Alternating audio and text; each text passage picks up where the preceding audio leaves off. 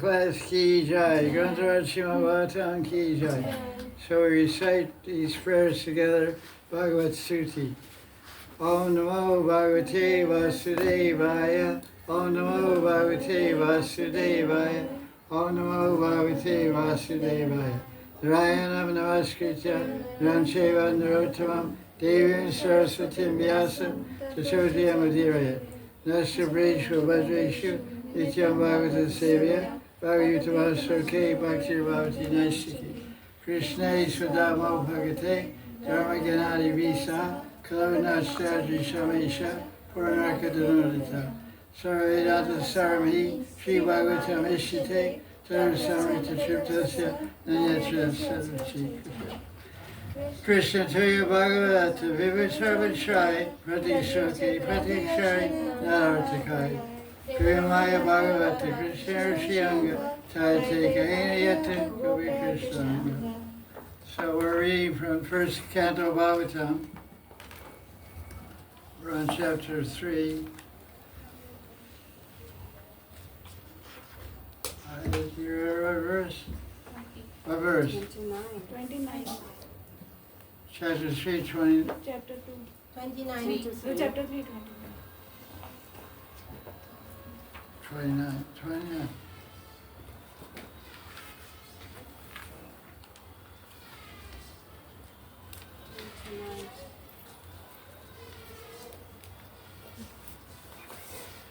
Okay.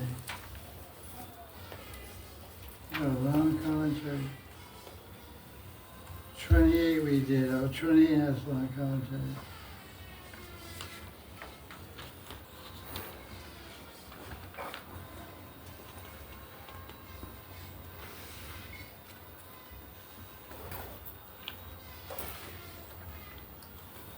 Page 28 is very long commentary.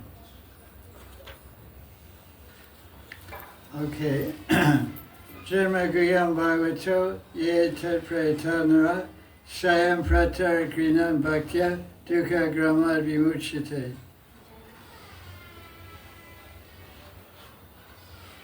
A person who chants with devotion the glories of Krishna's appearance, which is mysterious, becomes free from all sorrows. And not much commentary there. Just means Janma Guyam Bhagavata, the appearance of Bhagavad, the birth, the manifestation appearance of Bhagavad is Guyam. Guyam means secret. It's very mysterious and confidential. So he appears to take birth from a woman like Devaki and Mathura, but he never takes birth. But he's eternal. There's no beginning for God, so it gets a little mysterious. So the next group of verses, they just describe different aspects about the subtle body of the jiva. And you can look at verse 34 on page 157.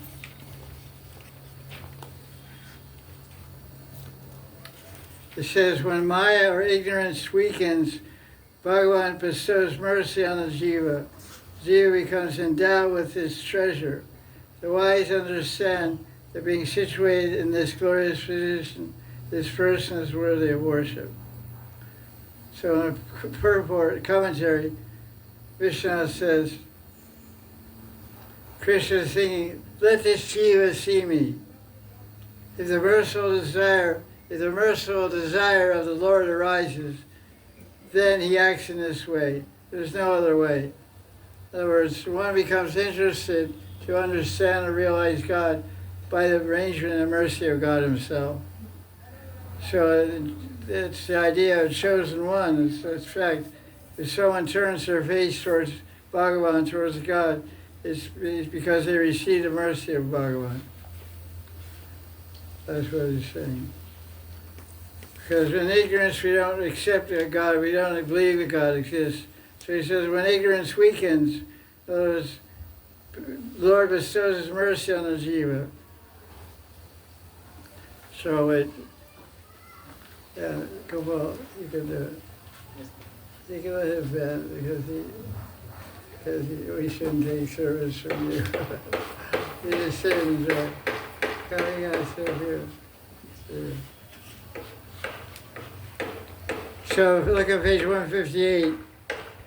Krishna reveals himself to that person whom he alone chooses. So that's the first line, means if Mahadevi withdraws her influence, then Krishna favors the devotee. So we should pray to Mahadevi. What happens first, Gurudev? There's no, everything's happening simultaneously. There's no sequence. Because as soon as Krishna, basically it all begins with Krishna. He wills that liberated soul, and then Maya, when Maya picks up on his will and removes ignorance. So they work together. Because Maya is the Shakti of Bhagavan. Yoga Maya, Maha Maya. So Maha Maya works to put the jiva in illusion and bondage. Yoga Maya takes the jiva out of bondage and out of illusion. It's all by the will of Krishna. That's basically the idea. Not a blade of grass moves without the will of God. The Bible says that. So it's true. Get a blanket.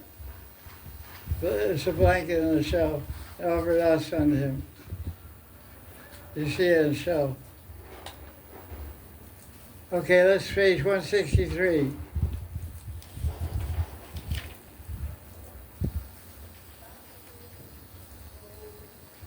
You have it?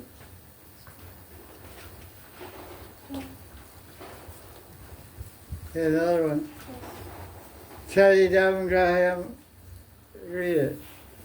Verse 41. Tadidam grahayamasa sutam atmavatambaram sarva vedeti hasanam saram saram samudritam. So this describes Vyasa as his son Shukadev, who's the best of the self-controlled. He had him study the Bhagavatam, which is the essence of all Vedas and histories. Itihas, in the second line, Itihas means histories, and Veda means Vedas. Sura Veda Itihas. What is the example of Itihas? Mahabharata. What else? Ramayana.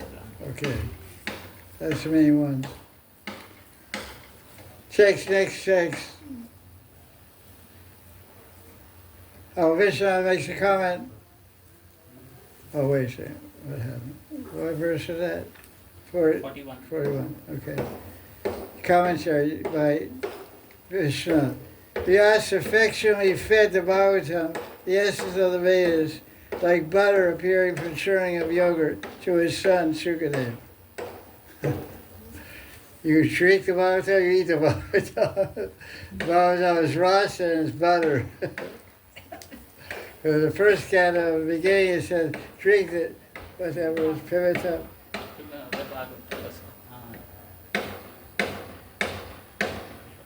Oh, I forgot. Anyway, it says, drink the rasa of Bhagavatam, till you drop for Laya.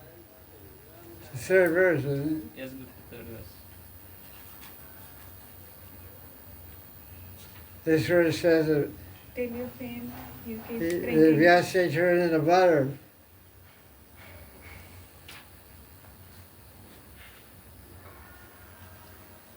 निगमकल्पतरोर्गलितं फलं सुखमुखादमृतद्रवसं युतं पिबत भागवतं रसमालयं मुहुरहो रसिका भुवि भावुका.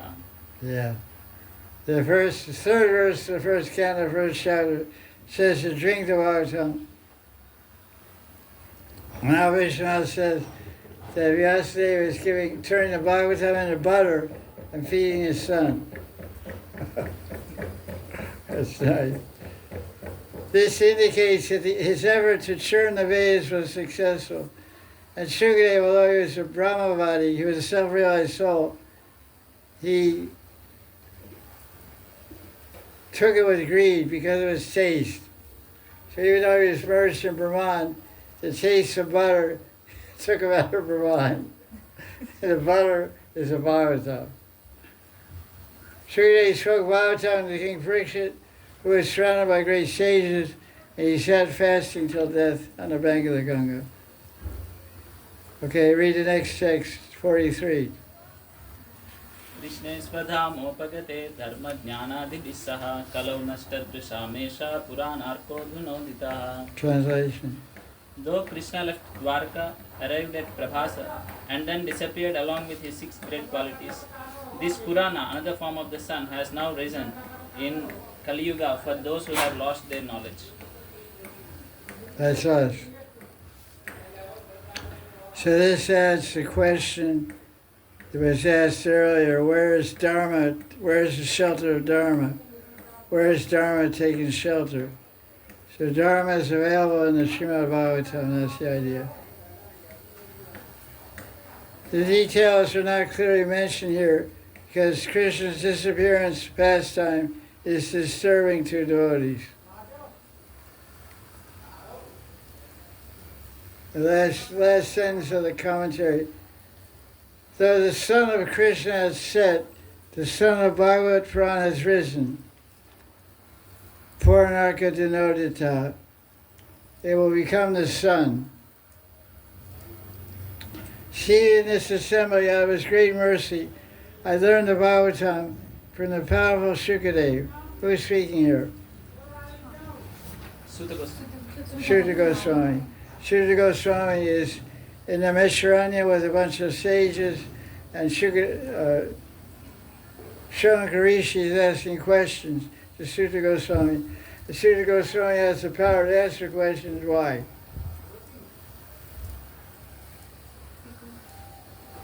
He had heard it. How does Shuta Goswami have the power to answer the question of the sage at Shankarishi? He heard it when he from Sukadeva Goswami. Right. That's what they're here clearly. We just said it, it's not, you're missing it. So Shukadeva Goswami, did he speak alone to Parikshit? In an assembly of sages. There were thousands of sages listening. One of the sages was Shuta Goswami. So he was there and heard it. Shankarishi wasn't there. So that whole group of sages, they met with Shuta Goswami. He said, you were there, you heard directly, tell me. They said, I say 50 years now, you were sitting in class with Madan Gopal. You heard directly. What did he tell you? I forgot. I'm in my...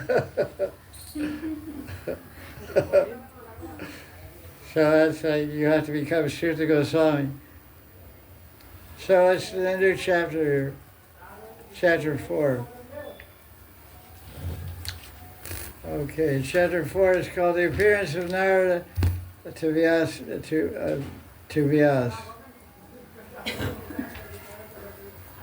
Why did Narada Muni appear to Vyasadeva? Vyasa was feeling Because disappointed. it would inspire him to compile pastime. Vyasadeva was fried. Yes, he was not satisfied He was unhappy. Why? because Ras was missing and not described the pastime. He didn't describe the Braj Bhav, Brajaras. He described Krishna's Leela. He wrote so many Puranas, Vishnu Purana, Skanda Purana, Balaram Purana, Bhagavad Purana, and all those Puranas are Krishna's pastimes described. Yes. yes, So why shouldn't he be happy? Angular vision is good. Braj Bhav. He wrote about Krishna's pastimes from an external viewpoint, not from the internal, from the Bhav Vichar, consideration of Bhava. So he wasn't satisfied. He said, Krishna this, Krishna that, but why and how, what are the feelings he changed, he didn't bring it up. But he wrote the Bhagavatam once, Srimad Bhagavatam, they wrote it again. That's what Narada Muni set him straight. Then he put the belt and the rasa into it. So here's some description of Shukadeva Goswami, verse number 4. Read it.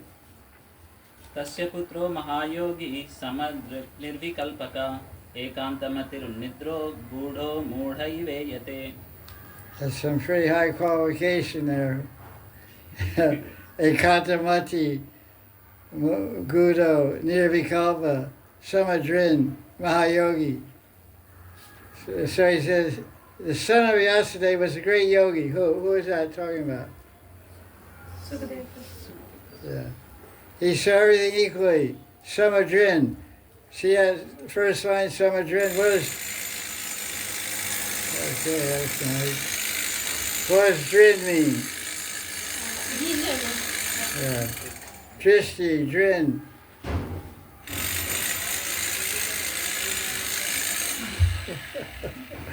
Sorry, Raj.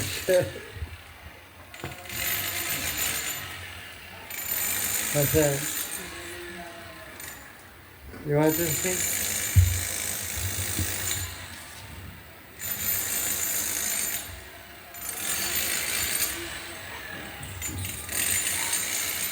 Oh, okay.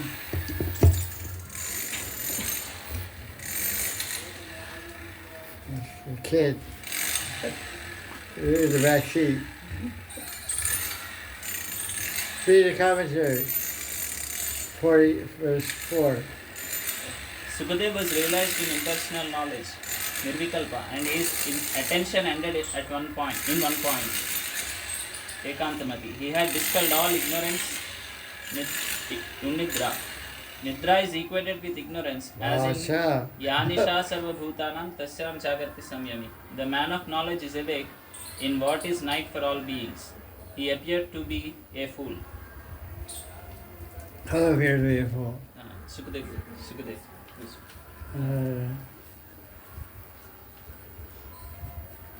Okay. So let's read the next verse 5. Read the translation. The young woman playing in the water on seeing the clothed Vyasa pursuing his naked son who had left home became bashful and put on their clothing. Vyasa was so astonished that they were not embraced when his naked son passed by. When Vyasa asked them the reason, they replied, "You make distinctions of male and female, and he does not. He has pure eyes." Those ladies put Vyasa in his place. Just some teenage girls bathing in a full court. They knocked off yesterday.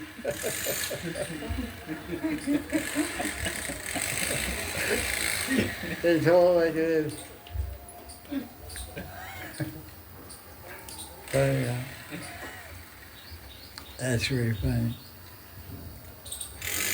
So read the last paragraph on page 170. When he asked.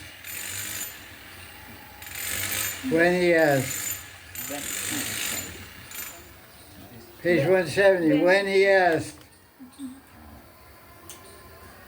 When he asked, they said, "You make distinctions thinking this is a man or this is a woman. Your son does not do this. How did this situation arise? Your son has pure eyes. We young women, skillful in the arts, have the power to know the inner truth of men and women just by looking at their eyes."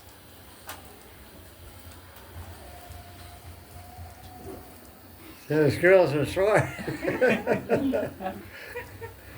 They're already PhD or master's, bachelor's in arts, nothing. They know what the truth is. Everything's in the eyes. You can make a show, but your eyes tell the truth. Okay, let's see what's going on. Oh, nice breeze.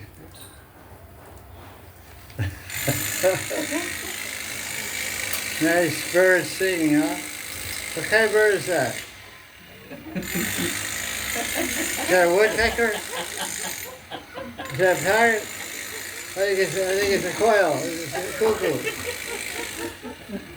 It's a rooster. Is it not a bird? I thought Vrindavan was full of trees and birds.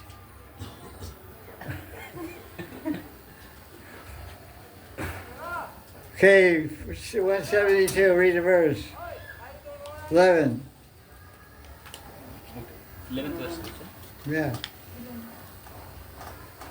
Namanti yatpadaniketam shivaya haniya dhanani shatrava katam savira shriyamanga dustyajam yuvai shatot srastum aho saha sudhi.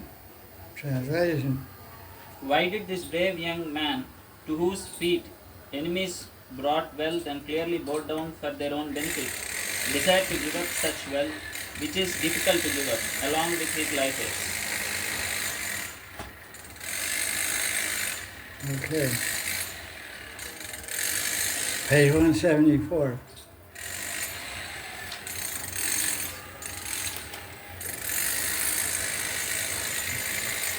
Translation. 14.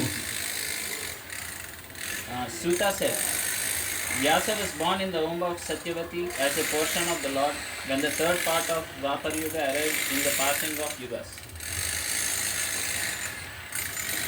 Just a little background. Let's see, it's all the story of Vyasadeva. Dividing the Vedas, he divided the Vedas, one Veda he divided into four. And, okay. Look at page 178, verse 24.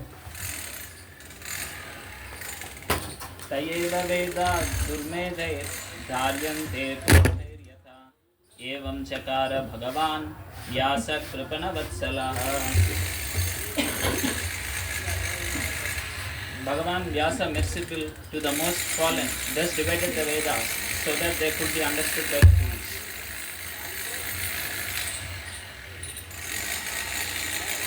So, what did he say? That to be merciful, he divided one Veda into four. For us, For us. fools. He said, for the foolish understand. And then, next verse it says, the Sutta Goswami is telling, Vyasadeva engaged in welfare of all beings, verse 26, but his heart was not satisfied. He sat in the Saraswati river, began to meditate, try to understand why am I not pleased. He postulated that perhaps I didn't describe the path of bhakti sufficiently. That's why I'm feeling unhappy. Vyasa was lamenting, considering himself most vile. Narada Muni arrived. So what lesson do we learn from this? And Guru Tapa, lesson of Guru Tapa do we learn from this? What's this? Frederica, describe the situation. Vyasadeva brought the Bhagavatam, but he was not feeling satisfied. First divided the Vedas. Not the, he wrote the Veda, four Vedas. The four Vedas, and he divided in four parts.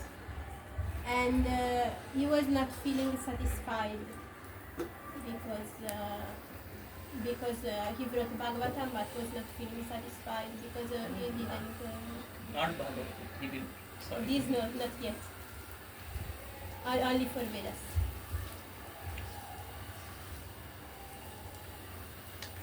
The point of Guru, I asked you about the point of Guru Tapa, which is what's being said here. Who's the disciple and who's the Guru? Vyasadeva is disciple and Narada Muni is Guru. So Vyasadeva is showing an example of an unhappy, despondent disciple. I should plug the speaker into that also. Oh,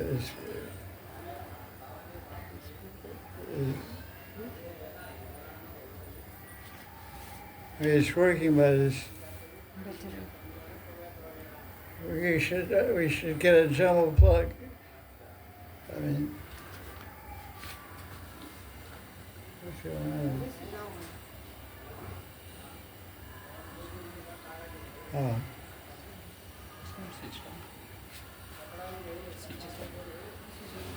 on. Is it on? Switch is not on. It's not on. Yes, switch. Oh yeah, now it's on. It's on. You see that red light? Or Yes, two red lights. that means it's on the battery.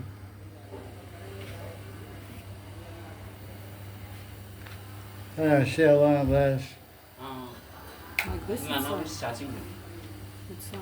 Yeah, now it's on. The red light was not on before. When she switched it on. Now on. Okay. Now off. Yeah. Now on. Okay, yeah, you're right. But there is sound. It's charging. Extra sound. No, Can you hear it? some- But some sound there in the speaker already. Right. That's right. Anyway. So the idea that one lesson can be learned from this description of the relationship between the Guru and the disciple, Vyasadeva and Narada Muni, is that suddenly out of nowhere the Guru appears. So we should have confidence and hope that whenever we're despondent or unhappy or bewildered about some circumstance, then the Guru will come to us to save us, to illuminate us. That's what's being said here. Now, chapter 5 is the conversation between the Guru and Shishya.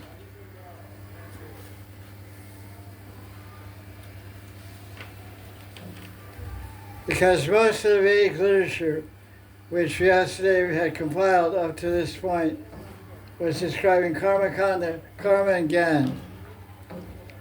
So that's the point Vishnu makes in the first verse of chapter 5, is that he showed, Narada Muni points out to Vyasadeva's disciple that gyan and karma are ultimately useless. Narada teaches Vyasadeva about bhakti with its chief component, which is kirtan. What's the main practice of bhakti? Shravanam, Kirtanam, Smaranam. Kirtan. As I said, kirtan, it didn't say shravan. But he's making noise. Shravan is quiet. Hearing is quiet. So we don't know what you hear. When you're quiet, you're sleeping or what? Well, your mouth is open talking about Krishna Kirti, and giving pravachan, or having kirtan or japa. That way you can know you're doing some bhakti.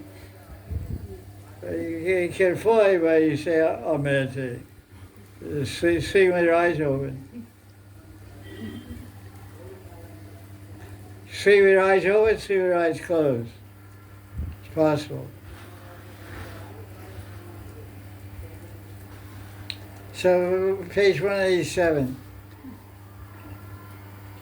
So, Narada Muni is speaking to Vyasadeva. You wrote the Mahabharata, gave all kinds of instructions on art, dharma, kama, moksha.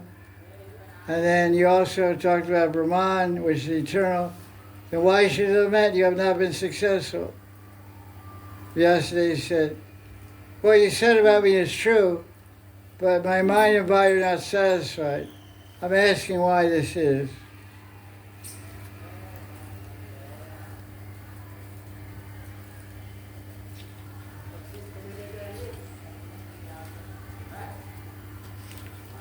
Then it goes on more. Then page 190.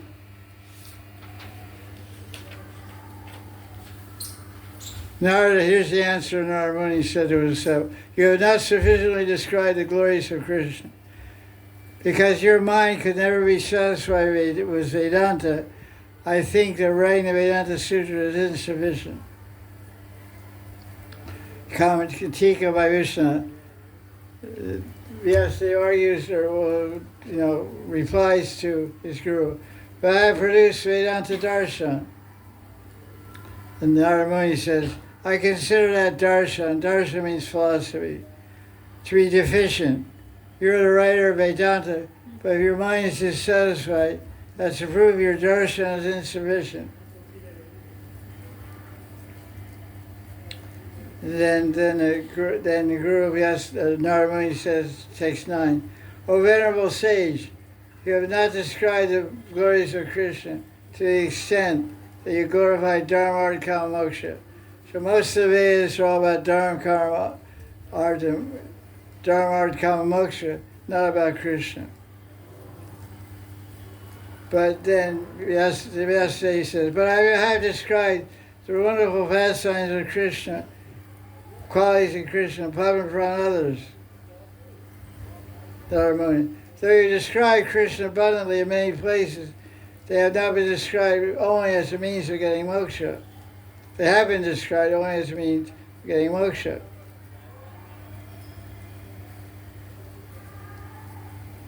So how become satisfied? Page 192.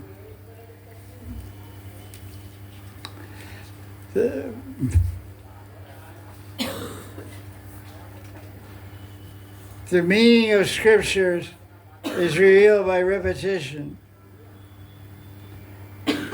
Narada says, your mind will be satisfied only when you describe very clearly with repetition the glories of Krishna. There you have it. That's the thing. Then Narada says, what is the value of it? The books don't talk about Krishna. They're just like pilgrimage places for crows.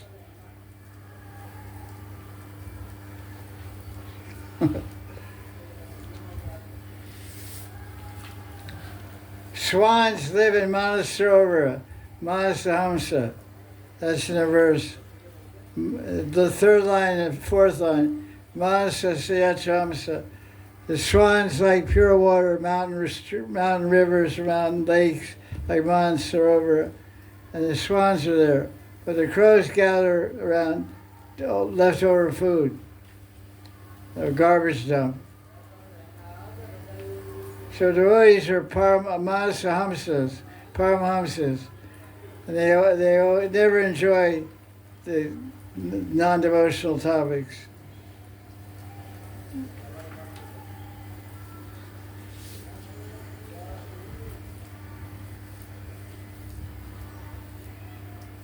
Oh, wow. Look at page 194, bottom paragraph.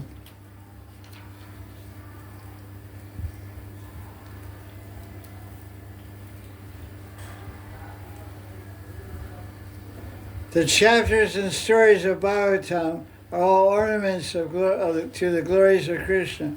Other Puranas, however many of stories, they're devoid of the glories of Krishna, and therefore a place for crows. So what is another term of Bhagavatam is referred to as? Now there's a phrase I haven't said, I just want to know if you don't. Bhagavatam is called Paramahamsa Samhitam. It's called the Paramahamsa Samhitam. What does the word Samhitam mean? Collection of Samhitam means law book. It means laws, axioms, philosophical truths. So the book of laws, the book of truths for the Paramahamsas is the Bhagavatam. Paramahamsa Samhitam. Srimad Bhagavatam.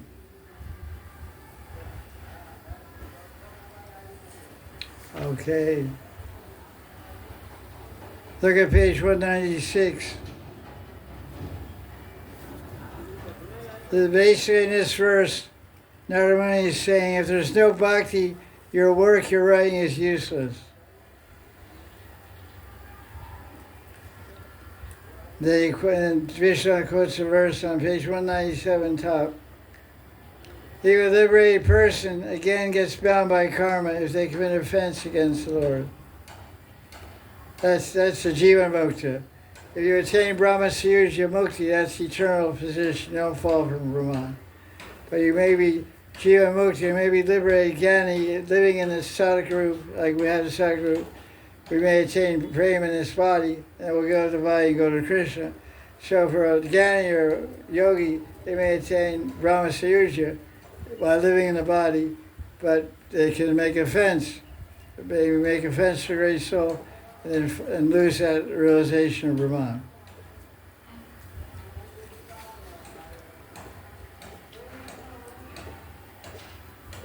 Text 13, page 198. Read this one. Ato mahabhaga bhavana moghadrat shuchisrava satyarato dhrutavrata Urukramasya-khilabandha-muktaya samadhina-nusmara-tadvicheshtitam.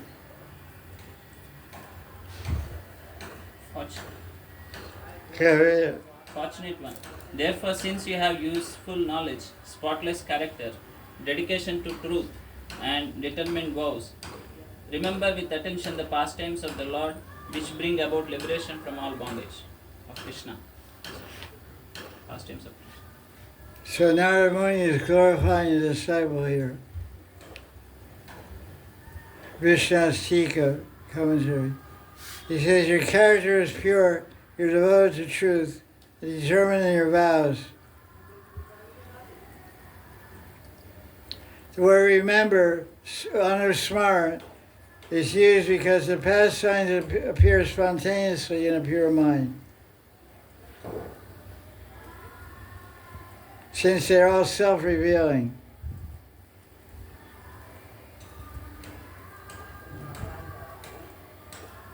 Yeah, one time I asked my Guru Dev, I said, should we read past signs and try to meditate on them? He said, what's the point? He said, you just chant japa and the past signs automatically rise in your heart.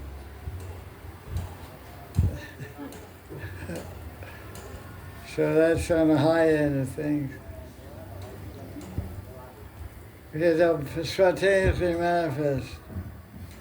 When they shoot onto Karn, when the mind and intelligence are purified by Shravan and Kirtan, the past will manifest, Abnayap will manifest in the mind just by chanting the holy name. Because when you have the holy name, you have the form, you have the qualities, you have the Leela. Nama includes everything. It's not separate, the Nama is not separated from Leela. But until we get to that point of pure consciousness, we can try to think of past signs, just think of them, but we're not seeing them. But thinking of past signs of Krishna is much better than surfing the internet. At least you're pointing your nose towards the spiritual world. Heart and mind haven't got there, but your nose is there.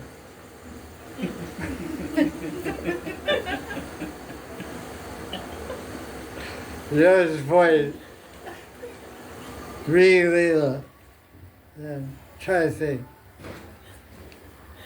Page 199. By attached mind and determined intelligence, you should remember Krishna with concentrated attention.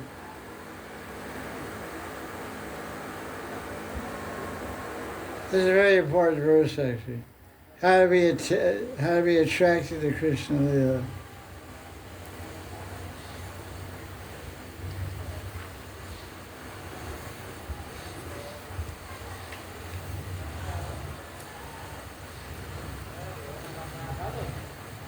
Okay, page 203. It's a very important verse. Prabhupada quotes this verse hundreds of times in his course of his preaching.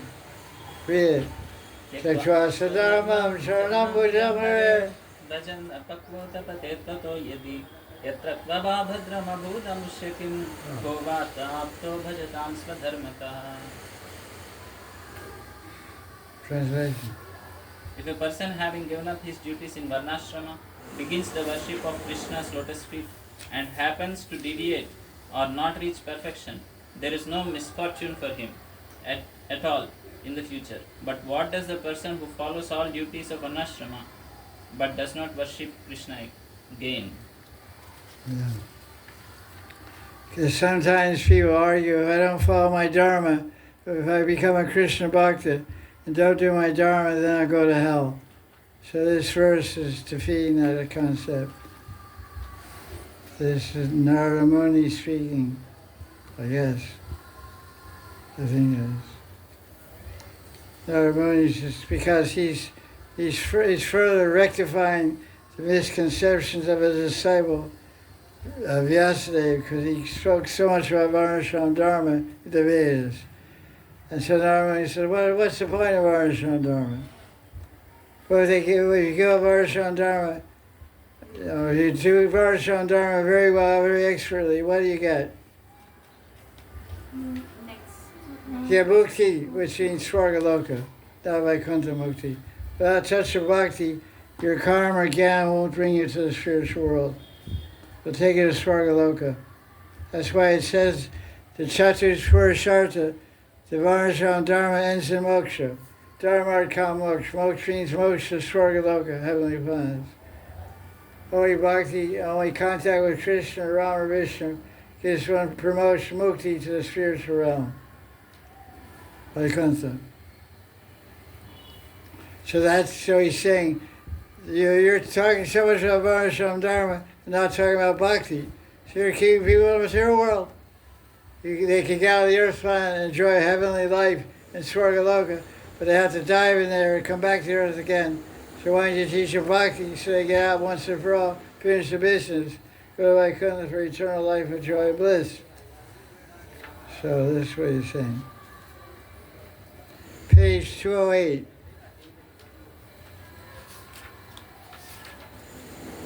Navajano Jatu. Go ahead. Navaijano jatu katanchana vraje mukunda sevyan nyavad anga samshrutim smaran mukundangri upaguhanam punat vihantumiche narasagraho jana. There you go. For translation. Oh, the person who serves Mukunda will never under any condition return to the material world, unlike practitioners of other processes. Remembering the embrace of Krishna's lotus feet, eager for the taste he has experienced, he will not desire to give up those feet again. Vishnu's Tika, he says, one who serves Mukunda never comes back to samsara. He experiences happiness and distress as directly given by Krishna. Then he quotes the 10th Canto of Bhagavatam. The Vaishnavas do not have to rebirth because of karma, as Prabhupada Puran. The nice commentary on page 209.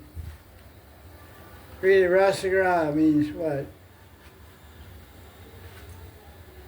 Read it. Rasagraha means one who is eager for tasting, or one who has taste, which is something like a ghost which cannot be given up, haunted by rasa. That's right. Right, keep going. The meaning is then that worship after the stages of Nishtha, Ruchi and Asakti becomes actual rasa at the stage of Rati. However, even from the first day of worshipping Krishna, there is certainly a portion of tasting rasa in a very covered form. Okay. I just was speaking to a devotee the other day about the same point. How these stages of bhakti, we have a dosha, tata, sadhusanga, vajana kriya, nartanivati, nishtha, ruchi, asakti, bhav, and prem. But it's not like these are individual rooms. We have one room, we open the door, go to another room. Even in the very beginning, devotee has a drop of love. So prema is the ultimate goal. The goal of bhakti is prema. That's the ultimate goal. But even in the beginning stage of bhajana, kriya, nartanivati, there's some love of God coming in. There's some bhav. There's some nishtha. You study for one day, then the next day you sleep all day. Sit all night on Ekadasi and chant so many rounds and read Bhagavatam. The next day it drives you sleep all day. So you're on nishtha, then you're back to nartanivati. So it's like a rainbow. It's yellow, yellow, yellow, yellow, yellow, yellow, greeny yellow, bluish yellow, then blue, then orange, and so it's a gradation. So it's not separate individual compartments. There's overlapping of different stages even in the beginning. Vishnu is making that clearly, having that point clearly here. He said,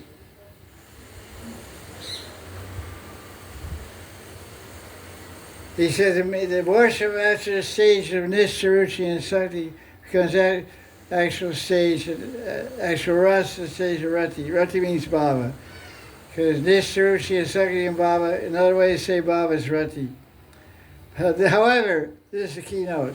For the first day of worshiping Krishna, what's that first day called? Nartanivati. Vajra Kriya Nartanivati. From the first day of Nartanivati, there's some tasting ras in a very covered form. It's a taste which drives you on. Like sometimes, once they said to me, I said, Maharaj, I've been initiated for 20 years. I've been practicing Bhakti for 20 years. I've been chanting 60 rounds, reading Bhagavatam, following the whole morning program. But I'm not experiencing, I haven't seen Krishna. I'm not experiencing Baba. My hair is not standing and tears aren't crossing my eyes. I don't think this process works. What do you have to say about it? I said, the proof that you're here for 20 years, the proof is you're tasting something, otherwise you wouldn't be here for 20 years. That's the proof that you're getting some taste. Because he said, I'm not getting any taste. I said, how are you doing this for 20 years? You're a robot? You're human beings. You have some kind of satisfaction that's driving us on.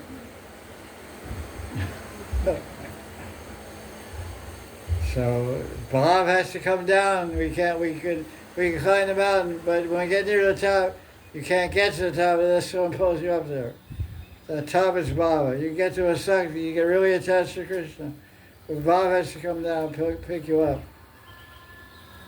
So first get to Nishta and Ruchi and Sakti, then start complaining. You get to a Sakti, and wait, Krishna, you're not reaching your hand down. What's going on here? I'm the sister of the Sakti. I'm really attached to you. I'm living your holy down. I'm always thinking about you, chanting your name, remembering you. Why aren't you sending me Baba? I haven't got my mail. I haven't got any email, any Baba coming in. WhatsApp Baba, Instagram Baba, email Baba. Nothing's come. Writing a letter of complaint. Hey Krishna, what are you doing? Wake up.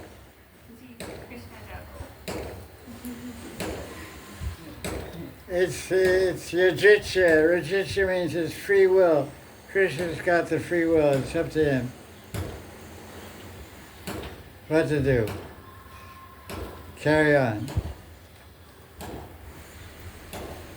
They say getting there is half the fun.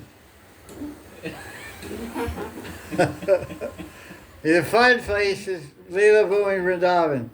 Leela Bhumi means fun place. Leela Bhumi means fun place. That's where we want to go, to Leela Bhumi Vrindavan. But just getting there is also fun. Don't think so? No. Well, for me it is.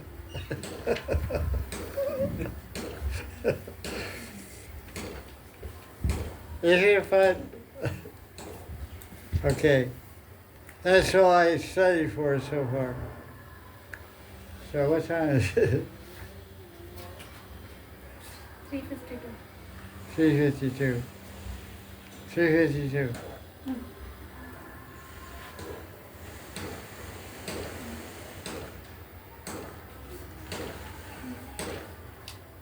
It's all about creation. Hankar gets into this and that, the karma and time. I guess this is all the harmony teaching. It's all about creation.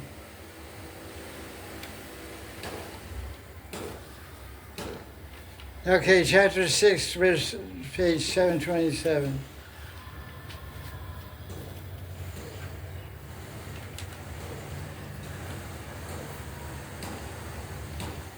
This description of the vibhutis of the Lord. 231. 727, page. This was the What? chapter 6 is 231. 230, we are studying 200 something. What do you say? We were, I just get through all those chapters. okay. It's all about creation. You can read it on your own. Yes, Have a good time.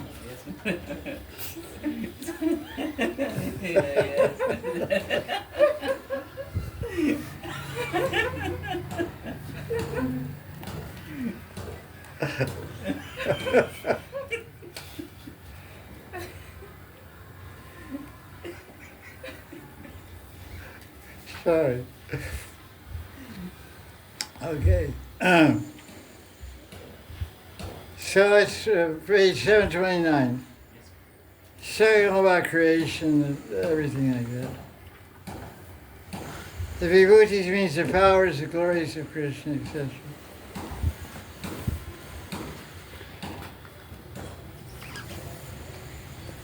He says, from Krishna's nose, the best rose all life air is Vayu. The Ashwini Kumaras and fragrant herbs. From Krishna's organ of smell rose a sense object called fragrance in the form of smells and perfumes.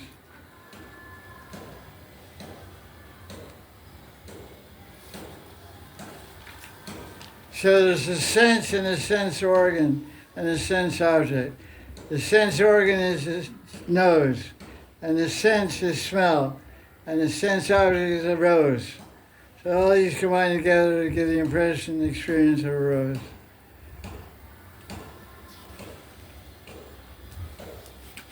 Basically, the idea, everything is verse in Gita, chapter 10, chapter 8. That's why Gita is called Gita Upanishad, because the Bhagavad Gita summarizes all the Upanishads. So what's that verse 10:8? Gita. Sarvasya Chaham.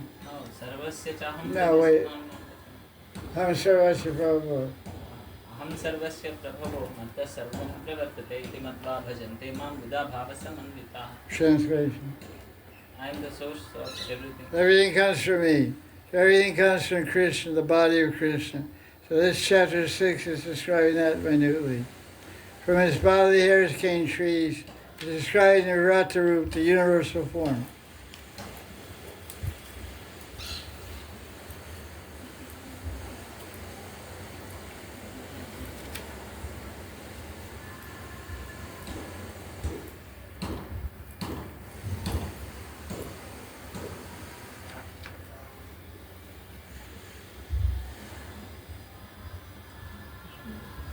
This is a very minute description of creation and the origin of different objects. You can read it on your own to try and get an understanding of it.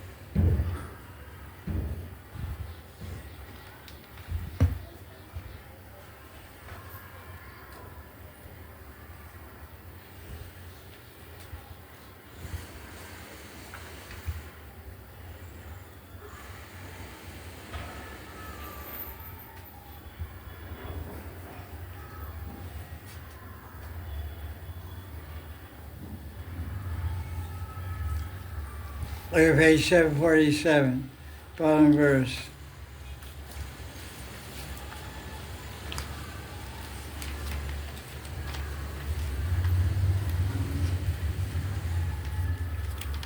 This verse summarizes the content of this chapter.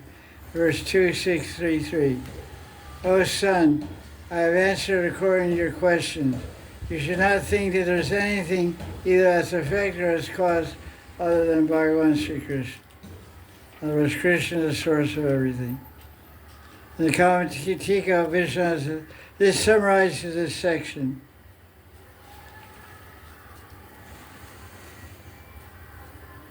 One should not think that there's anything except Krishna.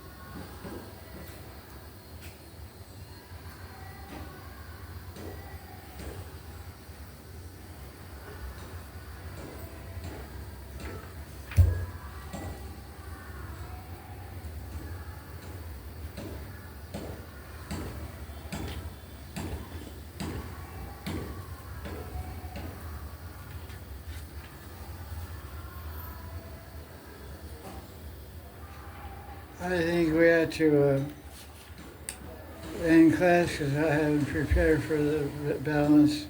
I have to read it to summarize each section.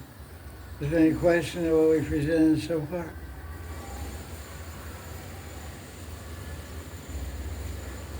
As I read ahead and pick out key points and key ideas to summarize the whole chapter. And you read up the whole book yourself. And if you have questions, you can bring up those questions during the class every Saturday. So now for reading, you can read chapters 5 through 8.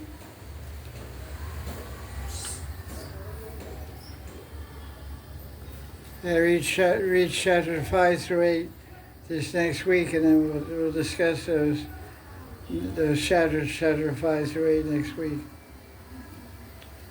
But you read, I'll outline the chapters, the high points, and we'll discuss and answer any questions you have for chapter 5 through 8. Do you have any questions on what we discussed so far? Maharaj, you were saying that when you spoke, when you were speaking with your Gurudev,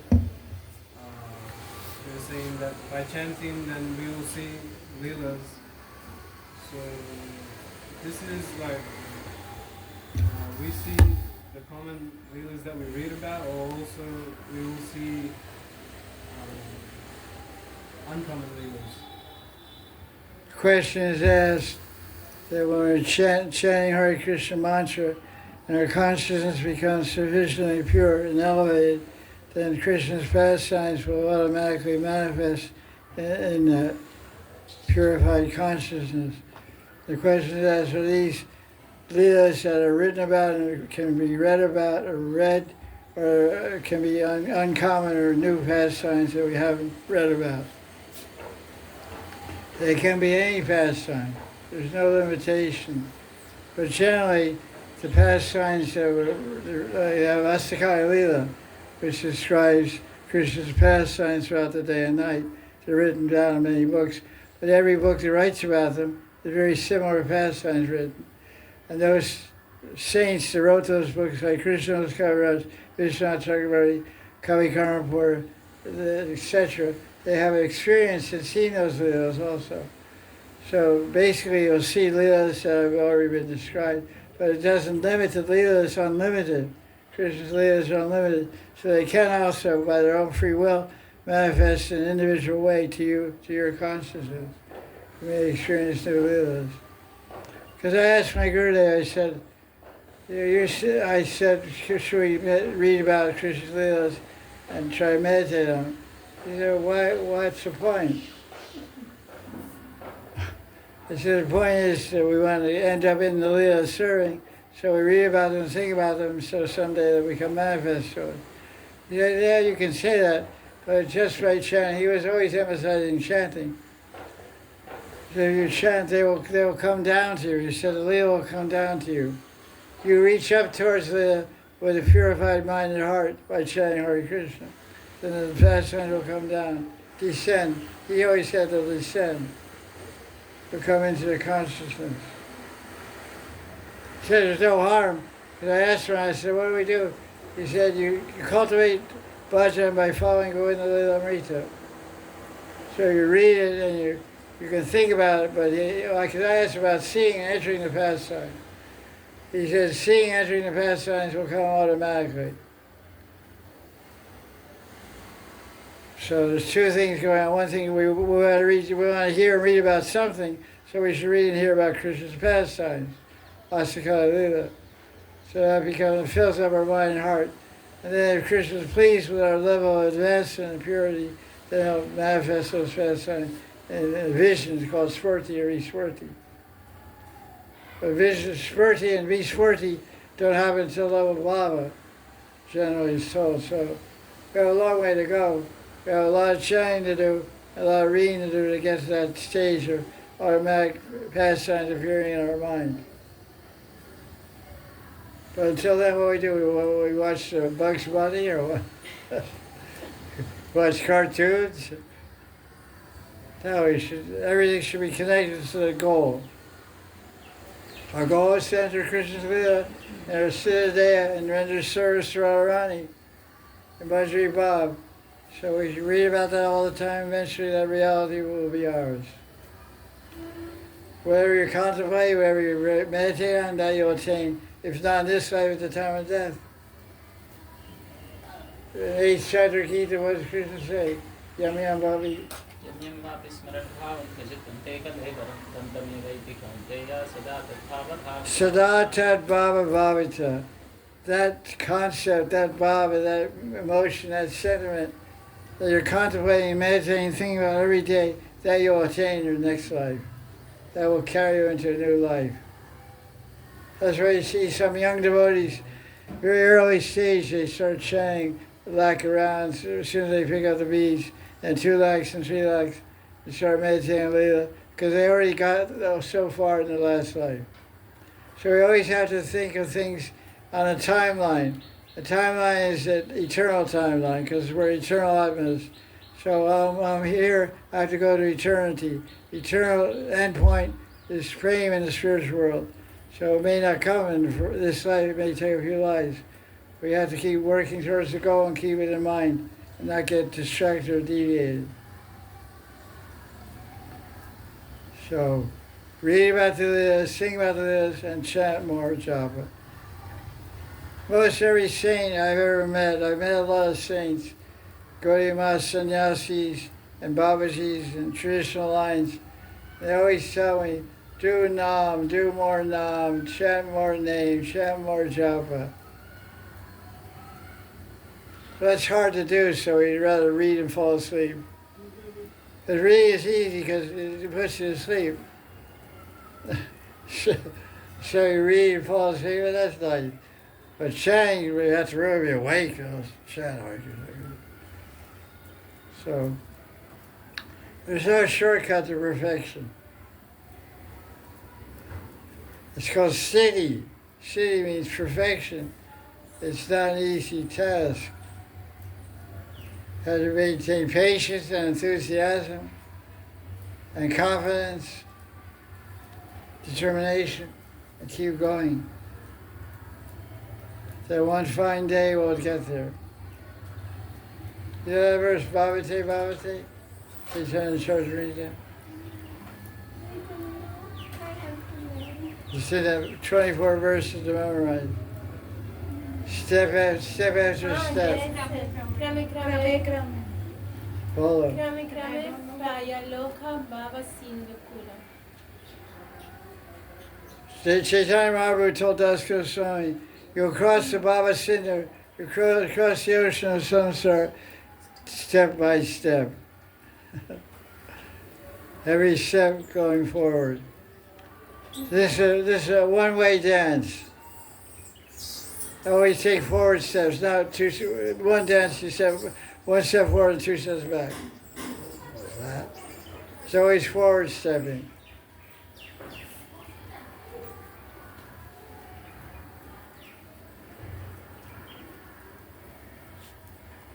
Anything else?